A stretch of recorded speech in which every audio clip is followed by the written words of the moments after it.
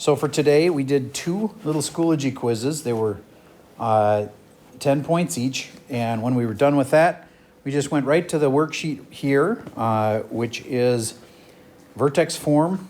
And I'm doing the first one with them, and then we'll skip a couple. And it's be a pretty easy review day. So convert to standard form. I hope you remember this. We did this the other day. X plus 2, and then a minus 9. And you just have to multiply that out. That's x squared. And I personally do like the FOIL. That's the first. These are the outsides. Plus 2x. This is the inside. Plus 2x. And this is the last. Plus 4. Put it all together. You got x squared plus 4x plus 4. There it is.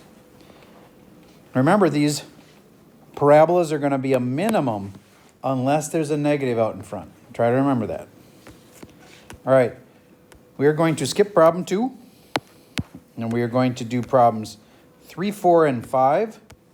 I will get you started on number 3.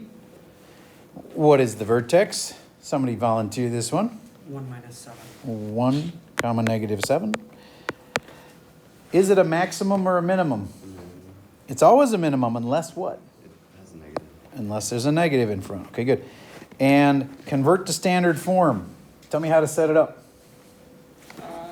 You have 2x minus 1, Like this. and then minus 7 on the other. And what do you start with? So x minus 1. Yep, that part. Get that all multiplied out.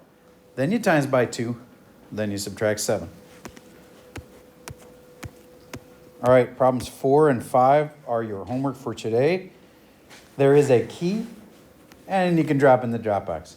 Okay, so basically, I just want you to finish up this, and then you only have 2 more things. And that's because you spent a lot of time doing your basics on those basic 20s.